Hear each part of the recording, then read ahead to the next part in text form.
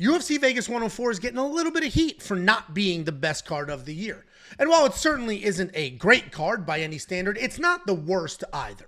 We have a co-main event that should be pretty fun. We have a couple of interesting matchups, and we have a main event rematch that matters for the division. My name is Angelo. This is We Want Picks. I'm going to break down the entire UFC Vegas 104 fight card, giving you my picks, predictions, and DraftKings plays. But before I do that, let me show you the latest and greatest tool on the website. If you're watching this video because you love my beautiful voice and think I'm gorgeous, well, I've got news for you. This is about to be 45 minutes of that, and I only get better looking as this video goes on. If you're watching this video because you want some DraftKings insight, you care very much about building a winning DraftKings fantasy lineup, well, I've got news for you on that front as well. At WeWantPicks.com, we have a whole suite of tools that you can use to build lineups, one of which is an optimizer. Another one is an event simulator. Both of these tools do all the heavy lifting for you. I'm going to focus on the optimizer very quickly. We had an optimizer before. It's not a net new product to the website, but the one we had before was a lease. We had no control over its delivery, what it did, how it did it, and any feedback or suggestions. We couldn't do anything with that. What we did is we went ahead and built one from scratch. We coded it from the ground up, and we have it here. The brand new feature of this DraftKings optimizer is what I believe an industry first, and I'm not being sarcastic. When you sit down and you look across the DraftKings fantasy space, you have a lot of people that do it basically for a living. A lot of people that study numbers and analyze numbers and build 150 lineups, grinding, trying to find that perfect combination of underdogs and favorites with your $50,000 salary. But there's a whole new faction of people that are finding my videos for the very first time, that are finding UFC for the first time, that are learning about daily fantasy, that love doing fantasy football and want to do fantasy MMA. That group of people has no idea how to use a DraftKings optimizer. And a page like this with a lot of random numbers and adjectives could be a little tricky. So what we did is we added a literal easy button. If you go to WeWantPicks.com and you become a premium member, it's only $10, you cheap son of a bitch. If you go to the website and unlock everything for that $10, just go to DraftKings in the menu and click on Optimizer. You will see this button on the top. If you're an experienced DraftKings fantasy user and you know how to use an optimizer, then this looks and feels exactly how you would expect. We have some new features like being able to set the minimum total salary, the maximum total, obviously. You can do your total ownership, randomness.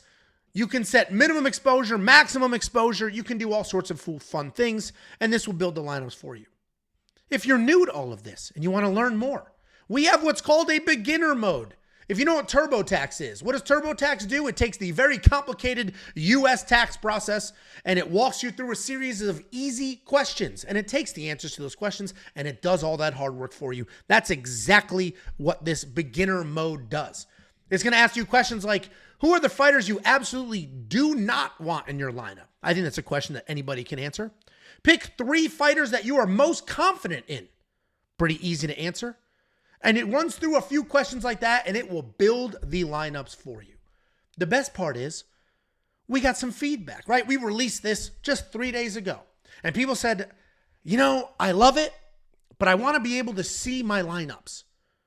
What did we do? Well, we own it now. This is our code. We developed this from scratch. So we added that feature. Now, let's go to standard mode. I'm going to click build lineups. It'll build my lineups for me. I can come down here, see the percentages and the ownership and all of that. And then I can just click this show lineups button and here are the lineups. We added this feature 3 days after making this public because 2 people reached out saying, I'd like to see that.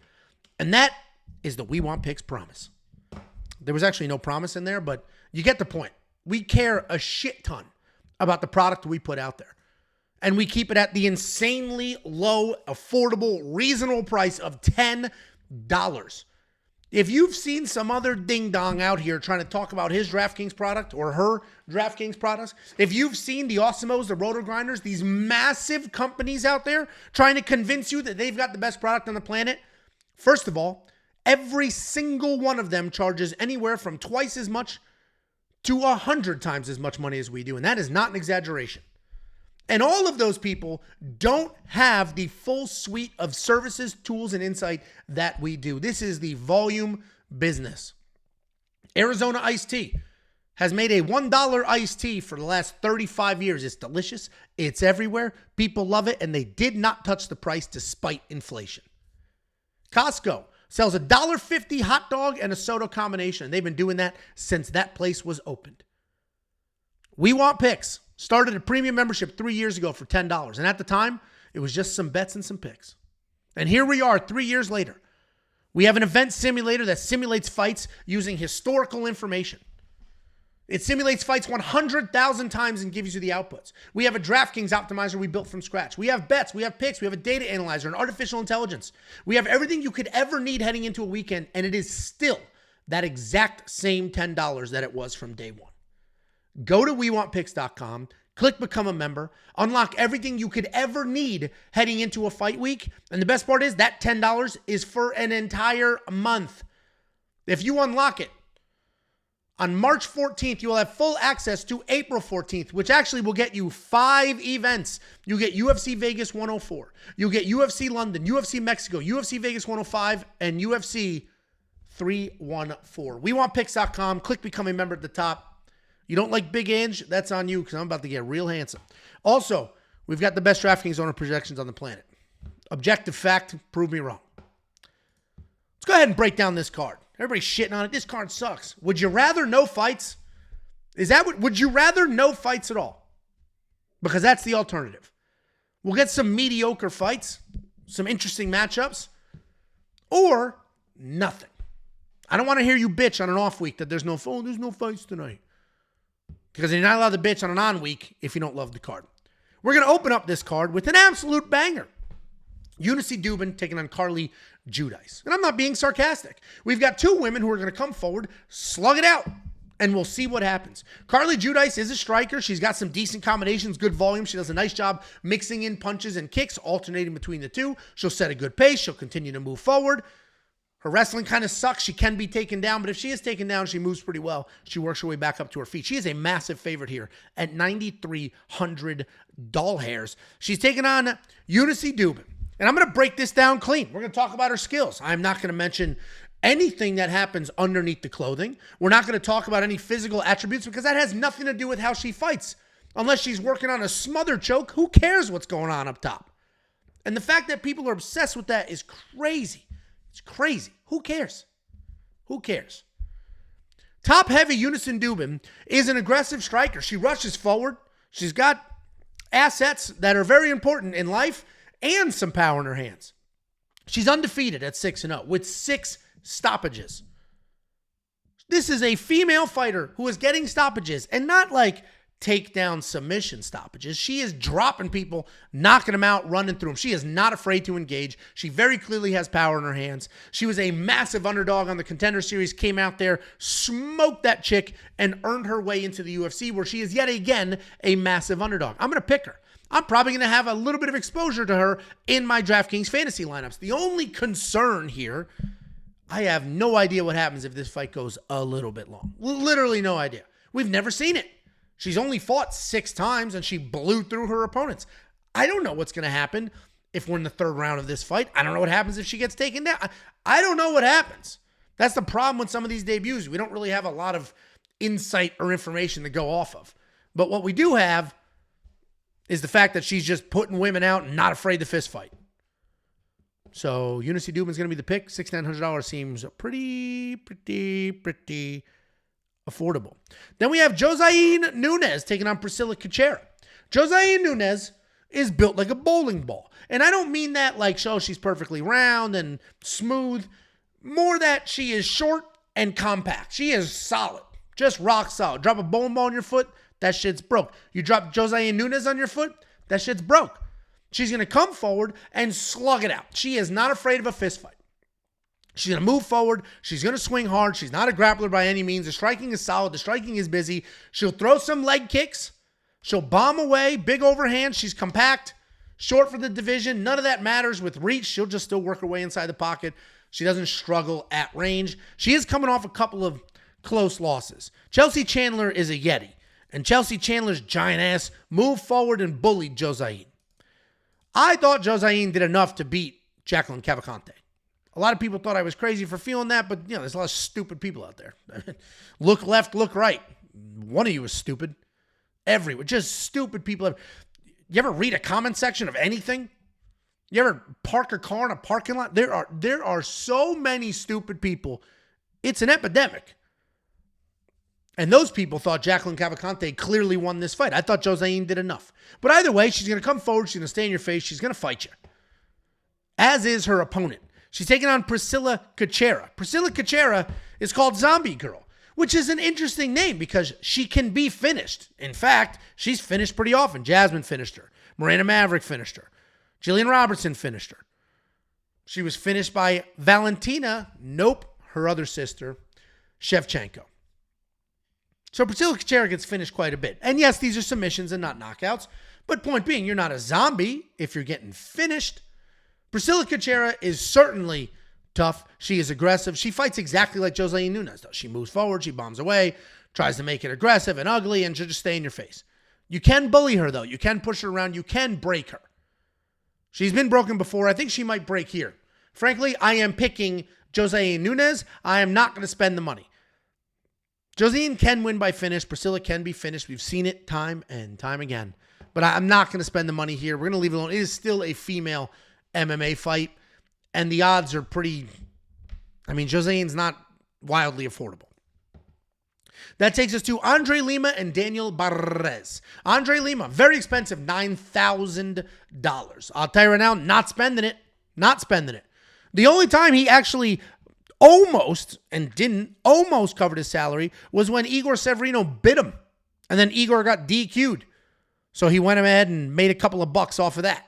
Outside of that, Andre Lima is a striker. He's going to invest in the body early, try to find a late payoff. He uses his technique really well. He's a good fighter, but he doesn't score well in DraftKings Fantasy. He's essentially a pure striker. We had not seen much in the way of wrestling out of him. In the Igor fight, we saw one takedown, but he got taken down 5 times. Like, that was an environment where he was sort of being forced to wrestle. What he likes to do is defend the takedowns, bomb away, work on the technique, use his hands. He's usually a clean striker. He's got good defensive slips, nice movements. But in this last fight against Felipe Dos Santos, he did not like the forward pressure of Felipe. So Andre turned into a wrestler. He had 2 takedowns, 9 minutes of control time, only put up 68 points in a win. And this might look exactly the same because he's taking on Daniel Barez. Daniel Barez is better than people give him credit for, certainly better than this line. He's a fireball. He's going to set a crazy pace from bell to bell. He's going to move forward incredibly fast, looking to box. He's got some slick BJJ. He's got some decent takedowns. He trusts his BJJ, which can be kind of a problem because he'll chase submissions, lose them, fall off, and look kind of foolish. But he does come forward, and he does look to fight, and he looks to finish fights. Problem is, he doesn't necessarily have the cardio to do that for an extended period of time. We saw him lose to Fialho, however you want to, Filho, in his UFC debut, but this dude's nasty, and he almost blew out Muhammad Makayev's knee. Almost exploded that shit in half. Then he came out in his second UFC fight, and he beats Victor Altamirano in a really fun fight. He was moving forward the entire time. We obviously saw him slow down at the end. He had a nice 1-2. Daniel Barez is good. He's aggressive. I think he's going to be in Igor's face. I think Igor's going to not like that pressure, and I think Igor's going to wrestle, and he's going to win. And I keep saying Igor. Igor's the dude who bit Andre Lima. I'm meaning to say Andre Lima. So I think he's going to be in Andre Lima's face. Andre Lima's going to wrestle, and Andre Lima's going to win. I'm picking Andre Lima. I am not spending $9,000 on Andre Lima because I don't think he covers that salary. I don't think he's going to finish Daniel Barez. I don't see it happening. And why would I spend that money if he's not going to finish him? Again, stop asking stupid questions. It's crazy. Dude, use your brain. Like, spend 4 seconds, think about the dumbass question you have, and be like, is this a dumbass question? Is his gorgeous ass going to rip into me for asking this stupid question? And the answer is going to be yes. So don't ask the question. Done. See how we got there? See how easy life can be if you're just not an idiot? Then we have Stephanie Luciano taking on Sam Hughes. This is an interesting fight because Stephanie Luciano is likely the better fighter in this matchup. She's a come-forward striker. She's nice and busy. She wants to close the distance. She wants to work you to the cage, drag you to the ground if she can, and then she'll camp out. Super safe.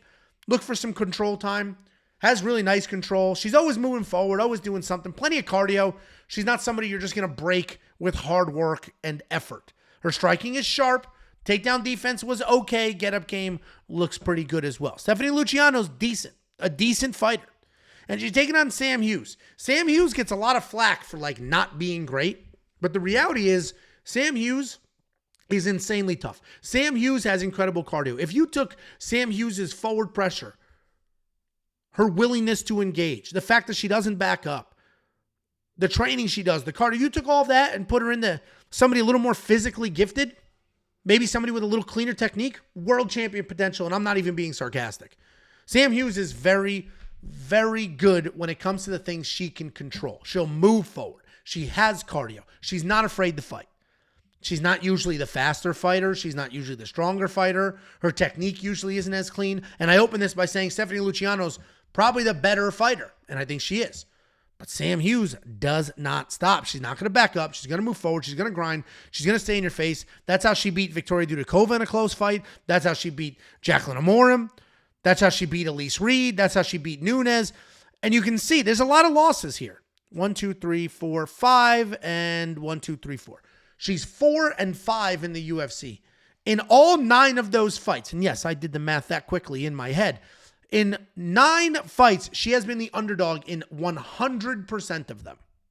She has never been a favorite, and she still has 4 wins in the UFC at this level. The losses are decent as well if you run through. I do think Stephanie Luciano wins this fight. I think she's a little cleaner, a little faster, and I think she has enough cardio that Sam Hughes isn't going to be able to break her like she did Dudakova.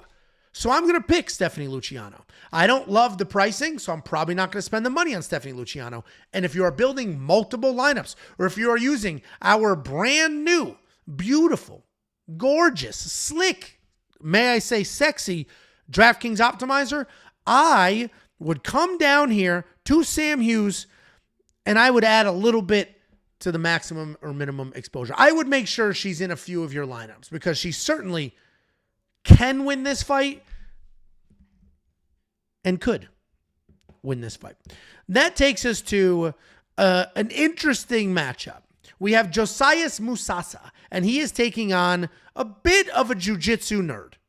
Might I say an actual jiu-jitsu nerd in Carlos Vera. But Carlos Vera is a little more evolved than that, but we'll talk about him when we get to him. Josias Musasa is making his UFC debut. He's a fast, powerful striker. He does a good job moving forward, looking for finishes while maintaining his defense. He's not much of an offensive wrestler, but if he does end up on top, he's going to wail away looking for a finish. He's got insane power, especially at this weight class, and he knows it, which is why when he goes out there, he's headhunting. It's all up top. There's no invest in the body early. He's all up top. He knows how hard he hits. He knows how fast he is, and he knows what he can do. And he's going to fight for your money at $9,400. He will be in my lineup. Let's talk about Carlos Vera, though. Carlos Vera is not a bitch. He's not a punk. Carlos Vera will fight, but he is a jiu-jitsu nerd. He'll hang out in his back a little too long. He'll start rolling for things that'll never be there. This is a fist fight in a cage. This isn't rolling around like it's tumble class hoping to find something. He trains with Ryan Hall. He fights like Ryan Hall. Maybe the evolution of Ryan Hall. He's a short, thick guy. He's pretty athletic. He does actually move really well. Loose striking style, constant movement, ton of kicks. On the ground, full jiu-jitsu nerd. He will play those games. And if he's going to play those games with Josias, who has no problem wailing away, I think he's going to eat a few big ones. If he's going to hang out on the feet a little too long, I think he's going to eat a few big ones. I think all roads lead to Carlos Vera getting cracked pretty hard. Josias should find a finish. He's priced that way, and I do think ultimately that is what is going to happen. Then we have AJ Cunningham. AJ Cunningham is a wild, humongous, massive underdog against Seung Yu. AJ Cunningham used to train with Bryce Mitchell, and he talks like Bryce Mitchell, and he does shit like Bryce Mitchell does. I don't know if he thinks the earth is round or flat, and I don't know how he feels about different groups of people, but I do know he trained with Bryce Mitchell for an extended period of time, and Bryce Mitchell probably going to be in his corner in this fight. AJ Cunningham does have the ability to do the good old country boy wrestling, but for the most part, he's actually a good dude that's been through some shit. Before he was 12 years old, he went through more than you and I would ever imagine having to go through. He does not have good, clean technique, but he is powerful. He will work, and he will look for finishes, head kicks, spins, takedowns, slams, all of it. This is his first fight at 135 pounds. He is a 145-pounder going down to 135. I don't know how he's going to make the weight. He's a big dude. There might be some problems here. I am not going to pick AJ Cunningham. I fully recognize how tough he is, how gritty he is, how durable he is. Losing to Ludovic Klein, there is absolutely no shame in that whatsoever. Ludovic Klein is good, and AJ just went right at him. Didn't give a shit. Just went right at him. Ultimately, it didn't work out, but it just shows how little he's affected by who is on the other side of that cage. He's going to try to do what he can do. He's taking on Seung Yu. Seung Yu is not particularly dangerous, which is always a problem, right? If you're going to pick somebody, you're going to put some money on them. You want him to go out there and get it done as quickly as possible. That's not the case here. That's not what you're going to get. You're going to get a guy that's going to come forward, shoot a million takedowns. He is a non-stop wrestler. He's going to shoot takedowns before the gloves are fully touched. He'll even stand here, strike, and throw a jab at your knee to see how you react so that he can follow it up with a takedown. That's it. I mean, the dude is a non-stop wrestler. The takedown entries can be sloppy, but they're unrelenting. When he gets to the ground, aggressive grappler, constantly climbing, working up your body, trying to find something, trying to get a finish. He doesn't find those finishes, but he's trying to. He's coming off that decision win over Barlang Jelusali, where he did go 2 for 5 in takedown attempts. Man, part of me thinks the $9,500 is worth it because of the wrestling opportunity and the upside, and if he gets the takedowns going. AJ Cunningham takedown defense is not very good. He can be taken down. Very simple. Can be taken down. But I don't know, man. This one's tough. The pick isn't tough. Seung Yu is the pick. Clean, easy, done. $9,500 is a ton of money to spend to somebody who I don't know if he's going to find a finish. AJ Cunningham's a good enough grappler, defensively sound enough to not be submitted. So this is tricky. I don't quite know what to do here. Seung Yu is going to be the pick. Maybe I'll have him in 1 or 2 lineups just to see what happens. Because in this last fight, he won the fight. Pretty clear, straightforward. Had a few takedowns. Had a little bit of control time. Only 74 points. It might look the same, or AJ's coming up constantly, getting taken down. Up, down, up, down. Very tricky if he should be in your lineup or not, so just trust the tools.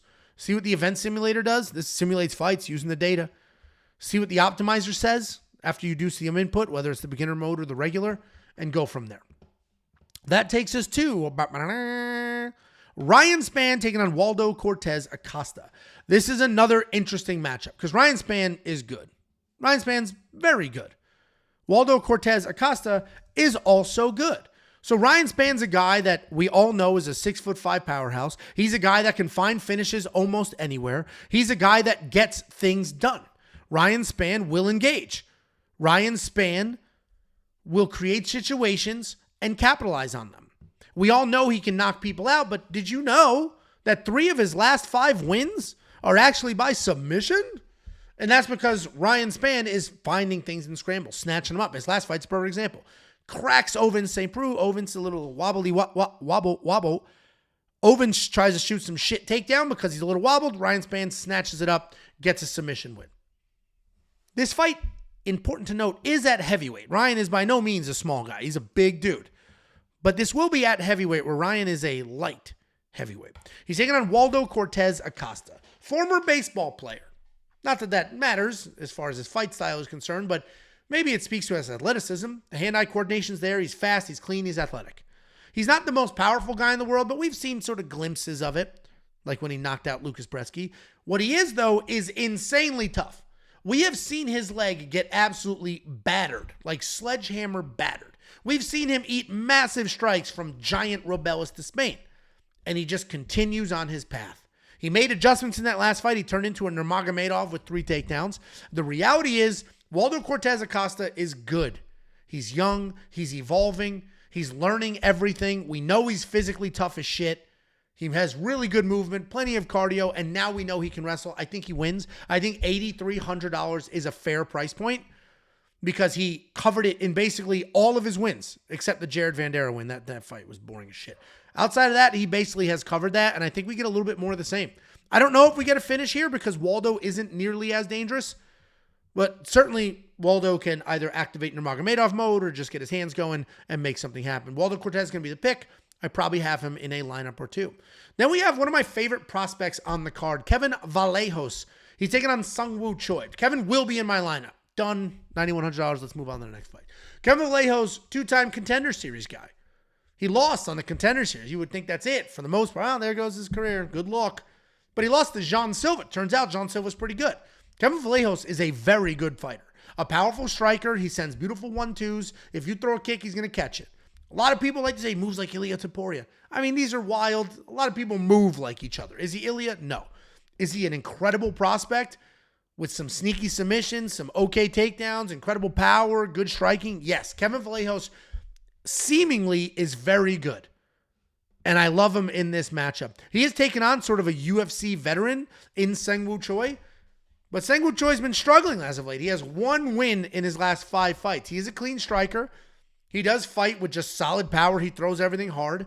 He does a good job utilizing leg kicks. He'll use them like a jab sometimes, even throwing more kicks than punches.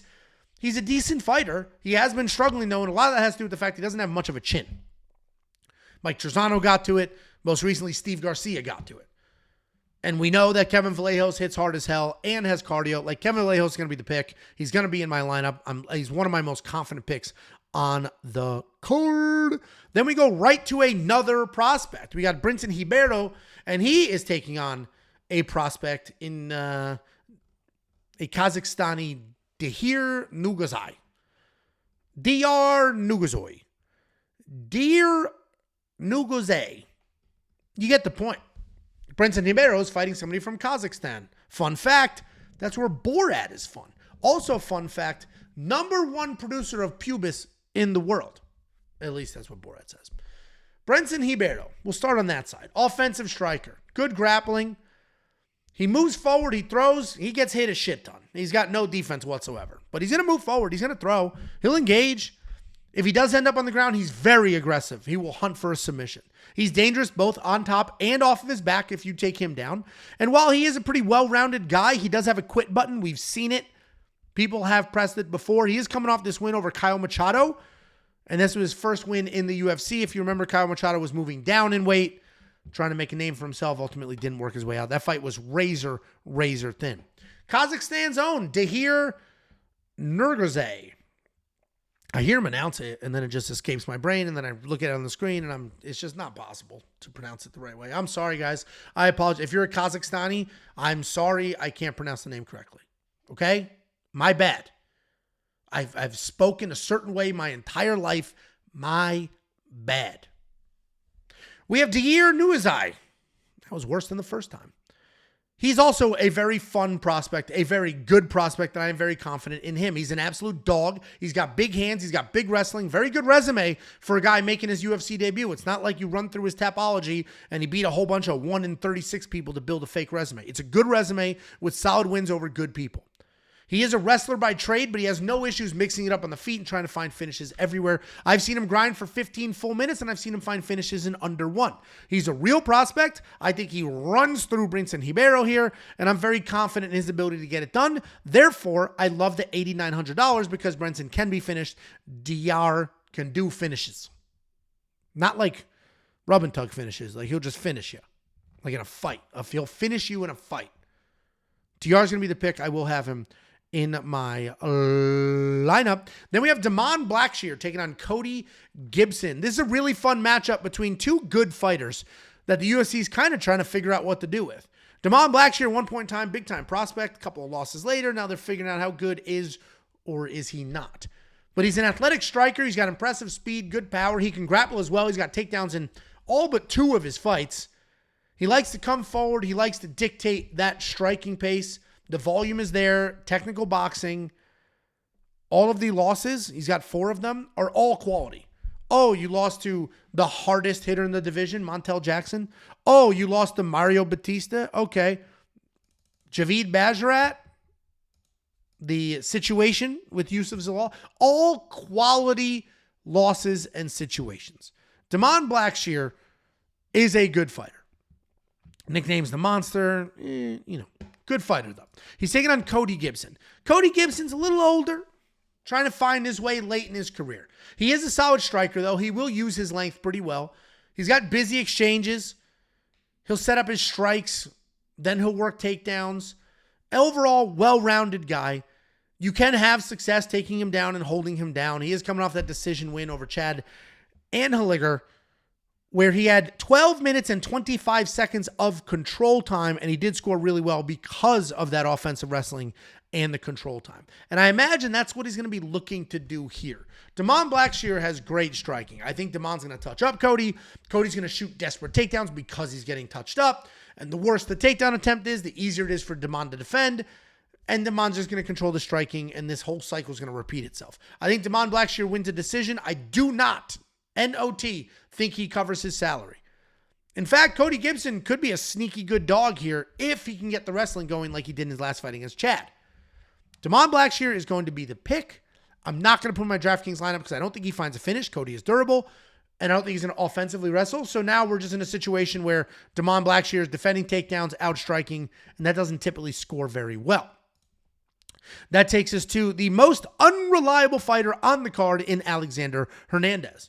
I mentioned this in another video, but I guarantee if you watched Alexander Hernandez train, you'd be like, that guy there is a world champion. He's fast. He's athletic. He hits hard. He's got good wrestling, good grappling. He has everything.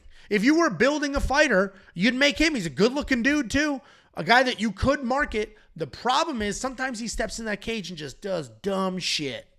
He's got all the abilities and sometimes just can't live up to it. And it's a shame because he's a fun fighter. He lost to Moicano. Okay, quality loss. Billy Quarantillo, that has not aged as well as some of the other ones. Loses to Bill Algeo, also has not aged incredibly well. Lost to Damon Jackson, has not aged incredibly well. His losses are not very good. Alexander Hernandez has all the skills, all the tools to make something happen. But he goes in there sometimes and just kind of shits the bed. I am not spending $8,600 on an unreliable fighter who scored 65 points in his last win, which is a pretty straightforward win. He's taking on Kurt Hollaball. I will spend the $7,600 on Kurt. Kurt's a little older. He's at the tail end of his career, but he did win the Ultimate Fighter recently. Congratulations to him. He did it late in his career. Made something happen with himself. Kurt's going to come forward. He's going to pressure. He's going to throw out a bunch of combinations. Something comes back his way, he'll duck, he'll reset, he'll throw, he'll move forward. He's a ton of fun. And he's a guy that'll move forward. And I keep repeating, moving forward, moving forward, moving forward. Because in this fight, I think that's going to matter. He's got good BJJ and all of those things. I don't think that that's going to matter. I think what's going to matter here is Kurt's going to move forward, get his hands going. Alexander wears damage, so I think he's going to get a little bloodied up, a little red. And just Kurt's constant jab, constant combinations, constant forward pressure is going to win on the judges' scorecards because of a little bit of a bloody nose and some redness on Alexander Hernandez's face. Kurt is going to be the pick. $7,600 is wildly affordable, especially for a guy who can put up some real points. He put up 102 points in a decision win against Nyanyan Krzyzewski. And it's not Nyanyan. He's not a motorcycle. It's Kanyan, a Fighting Nerds fighter. Kurt's going to be in the lineup. Kurt is the pick, and a lot of it has to do with just how Alexander Hernandez wears damage on his face. Then we have the co-main event, Elizeu Zaleski dos Santos, and he is taking on Chidi Njokuani. Elizeu Zaleski is old. He's 38 years old, but you haven't really seen it in the cage yet. He hasn't looked old. He's still fast. He's still athletic. He's still got plenty of cardio, plenty of dog in him. If you go back to this Renat Fakhretdinov fight, it was only 2 years ago. He was 36 at the time. He lost the first 2 rounds. Third round, comes out there, didn't give a shit. Never said die. Wasn't afraid to try to find that finish. And he didn't find the finish, but he almost did, which was enough to make it a draw. He gave up the first 2 rounds, got a 10-8 in the third. You know how hard it is to get a 10-8 in a third round of a fight that you've been getting controlled and losing? That is huge. That is huge. I think Zaleski is going to win this fight. We've seen fights where he gets the wrestling going, like against Randy Brown. We've seen fights where he gets the striking going. He's got that capoeira style. And now he is going to be fighting a very good striker in Chidi Njokuani. Chidi Njokuani is $7,800 in DraftKings Fantasy, which is phenomenal pricing, especially if he wins, he'll be worth it, especially if it looks like this last fight with Gooden. Here's the problem with Chidi. Let's look at the significant strikes. He landed 105 in his last fight. Great. Phenomenal. 64 in the fight before that, which was a win. 29, 40, 44, 14, 11. The guy is a low-volume guy. In his last fight, he wasn't. And if I could guarantee Chidi's going to let his hands go, be fast, dangerous, accurate, as we know he is, okay, let's talk about it. But I can't guarantee that. We haven't seen that before. Chidi is good. He's fun, great striker, tons of speed, tons of power. I do think ultimately Elizeu's going to get it done. I think Chidi sometimes can just get caught up staring at nothing, waiting too long, a little too hesitant, not getting his hands going. And I think that will be his downfall here. I think Elizeu Zaleski moving forward, being aggressive, will make something happen. I think you should have Elizeu in a lineup or two. And then we have the main event of the evening. This is a rematch. Let's go ahead and look at the first fight. We have Marvin Vettori taking on Roman Dolidze. In their first fight, Marvin only scored 72 points in a win. He's $8,200 now. He was 91 then, and he only scored 72 points. And that's because all he did was land more strikes than Roman. That's it. And if he wins this fight, that's what it'll be again. Marvin Vettori is a busy striker, mostly a grappler, though. He's not going to want to grapple with Roman. Roman's a world-level grappler. So Marvin's just going to try to keep the fight on the feet, stay as busy as possible. Marvin does not have big one-punch knockout power, never has, never will. There's also rumors flying around that his shoulder is not what it should be. And the only reason that's a factor is because you might look at this and be like, hey, they just fought a few years ago. Not much has changed. Marvin should win. And if you feel that way, great. But no matter how you feel, don't put him in your lineup. I know $8,200 is affordable. We saw this fight. He won this fight. He scored like no points. If we look at the Roman Dolidze side, in that exact same fight with Marvin Vettori, he only scored 29 points, an embarrassingly low 29 points. I saw some, remember earlier when we were talking about how people are stupid and they're just like everywhere amongst us, just being stupid? There was a comment on a different video. Why didn't you mention Roman was robbed in the last fight? That's the comment. Guys, people are stupid. And when you're reading comment sections, you need to be careful. Because I do it, right? I watch a lot of YouTube. That's how I learn how to do everything in my media room, and that's how I learn how to do anything, watching YouTube. And sometimes I'll go to the comments for A, entertainment purposes, or B, more insight. And the problem is somebody will write something confidently, and you'll read it confidently. And you don't know if it's right or wrong, but you read it. And you think it's right. You have to assume that person's an idiot. You have to assume. We are in an era where you have to assume people are stupid. And they need to prove to you that they're not. Roman Dolidze did not win that last fight. I don't think there's a case to be made. Getting 0 takedowns, 0 control time, not getting a knockdown, not landing more strikes. He did not win that fight. I do think, however, he might win this one. Because I think Roman, since that fight, has been a little bit of a different person. Yeah, he got dog-walked by Imavov. And honestly, I think he needed it. I think he needed the back-to-back losses. Because when he came out against Smith, all of a sudden he is getting a takedown.